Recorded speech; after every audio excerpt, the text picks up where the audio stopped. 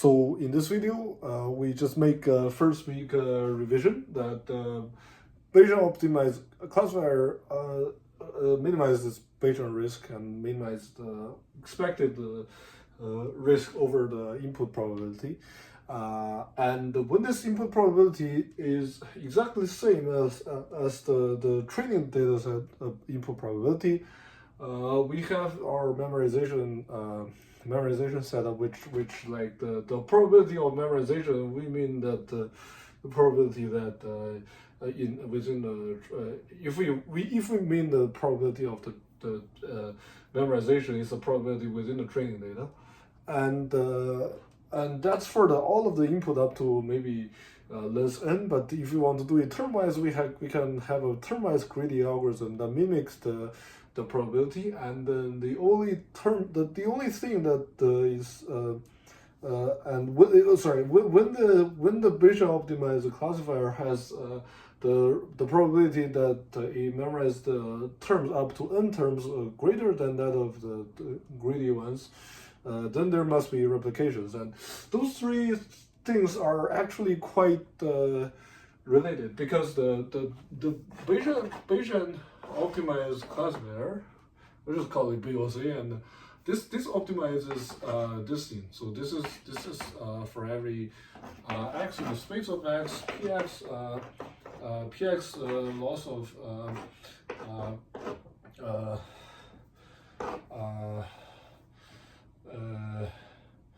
y of x, f hat of x given x, and the Bayesian optimized classifier specifies that when this is 0, 1 loss, then this whole thing is kind of this whole thing is optimized when f hat y, of course, y hat is f hat of x is the arg is taking the arg max y over py over x. Well, this is because the loss of loss 0, 1 0, 1 loss of y and f hat, of course you could call it y hat. So this loss is just summing over y in the space of well, let's put it y in the space of y, number of y not equal to y hat,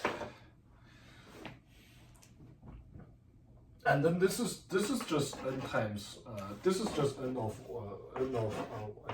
if y is taking finite value, this is just n of y times the probability of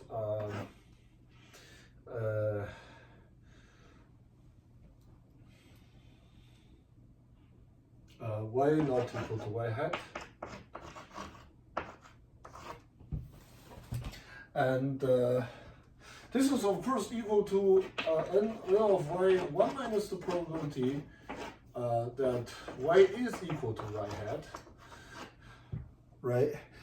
And what's the probability of y equals to, what is this thing?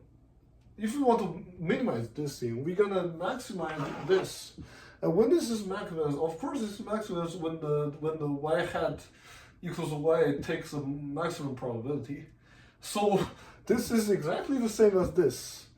So this optimizes this, and this optimizes this, and what happened to here is that given each x, this part is actually fixed, so you don't have to worry about this. You optimize this for each x, and the total stuff is optimized. Or maybe if x is a continuous variable, you have also seen that this is r, maybe this is rf.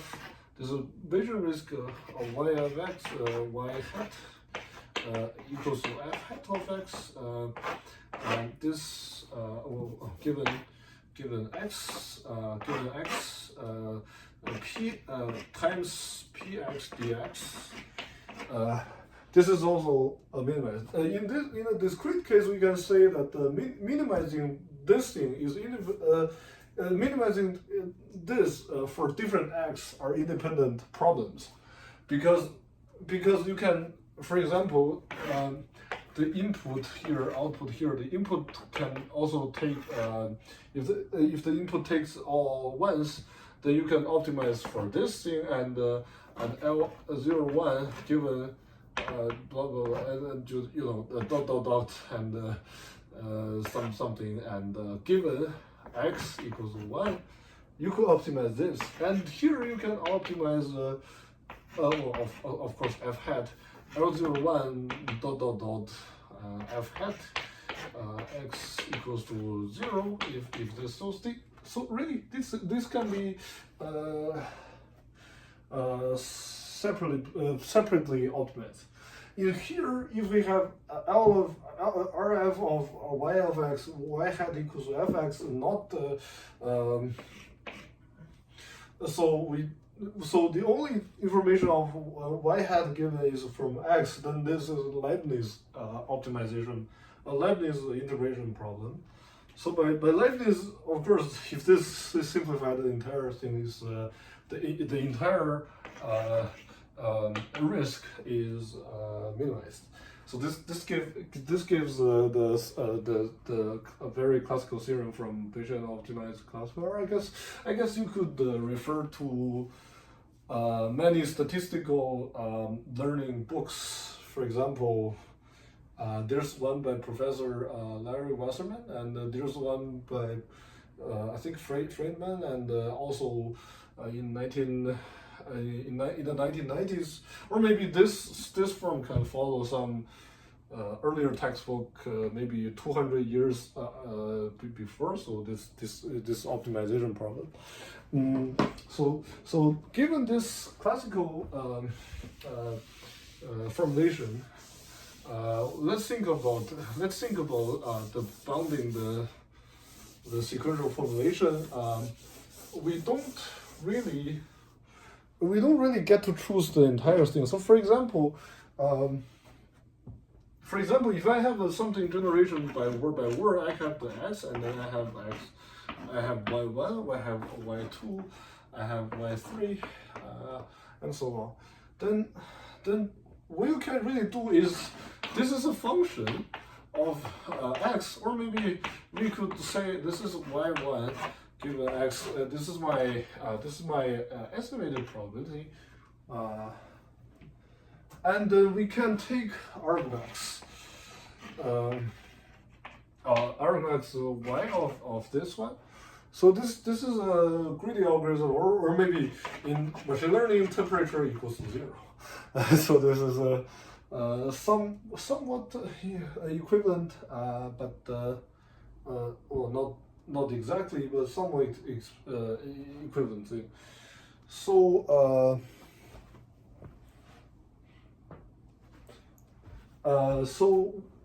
but I can only take one term, right? I cannot really say pi of this is different from saying that the y1 yn given x, especially if I have some n that I care. So the probability of memorizing the limit of the Bayesian optimized optimal classifier up to n is different from the limit of Bayesian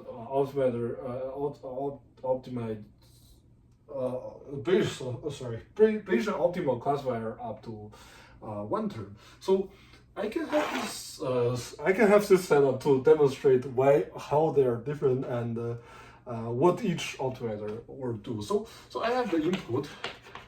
So let's forget about string and just use 0 as an example.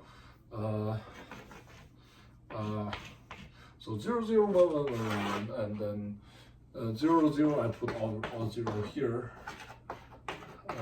and 0 2 3.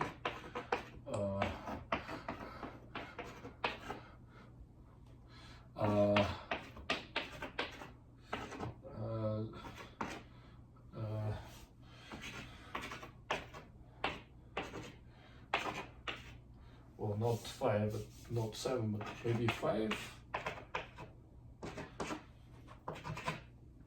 So, okay, so, well, not, there's previous input. Previous input is all 0, maybe. Previous input is 0, so what is x? This is actually my x, and this is, the entire thing is my y for the Bayesian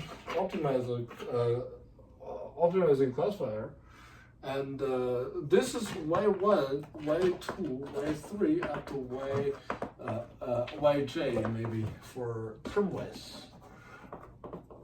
Okay. And what will Bayesian optimizer classifier for the whole term? Well, or maybe let's call it greedy algorithm. Well, what would be a greedy algorithm do for the entire thing? So for the entire thing, if the input are the same, it will take the probability of the entire y taking the highest pi y of x, right? This is taking this. So this is what it will choose. So let me pick another color. So this is optimizing on the entire. So this is optimizing on the entire stuff. So this is it, right? And for the termwise. For the termwise, it cannot really see that. It can only see one term. So it's actually optimizing pi of y1 over x, and then pi of y2 over x, and pi of x y1, and this pi y3, x y1, y2, and etc. So this is doing that. So what do we do? So it optimizes the pi of y1 over x. What's the probability in y1 that's greatest? So of course I choose 1, right? And pi y2 over x and y1. So given this and this, I can only choose in here, and whatever I choose, I can only preserve 1. So I choose this and y3 and y4 and y5 and y6. So this is the thing that you will memorize, and so they're not the same. Of course, they are not the same, but this is given the same x. So if the blue parts has higher memorization at n than the yellow part, but the yellow part at least memorize one of the data. This means the blue part must have replication of 2 instead of 1, and of course, if the blue one memorizes the entire thing more than the yellow part do, one could see that they must be in some ways they are different because if the zeros take the maximum values, then the yellow part can take the 0 as well. So if I only have these 3 rows, then these 2 optimizers will all pick this part. So if the blue parts memorize more than the yellow part, of course the yellow part is picking some probability. For example, 1. That's 3. That's 3 larger. That's larger by 3 units. In here, but larger by some other unit. And if the expected value of this is also higher, of course,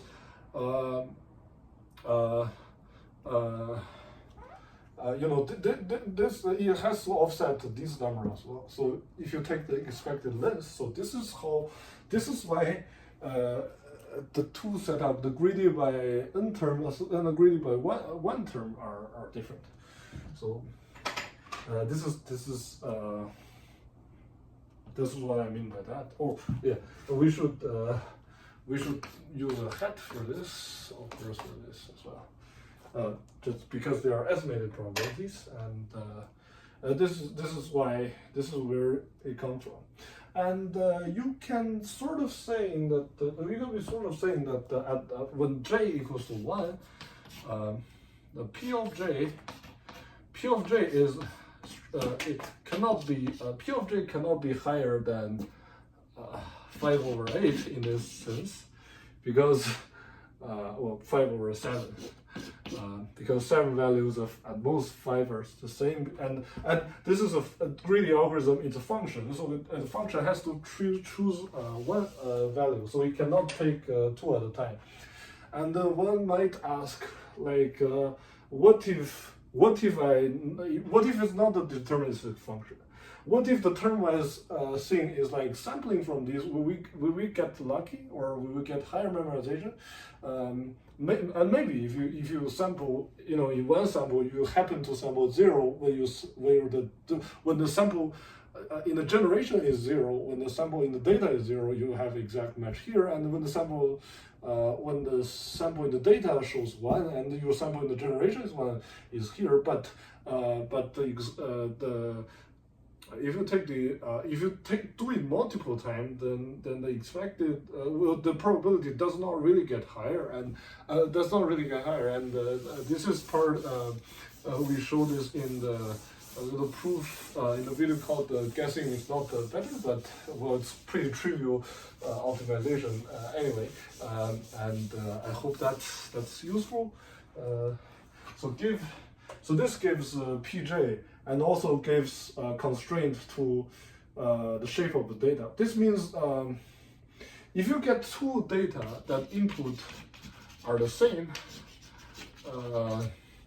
but the results are not the same. So y is 1, and the other is 0. So x is all 0, but y is very diverse. Then 2 things happens. First, the limit is bounded by just you have to choose one of them. If it's very diverse, it's not.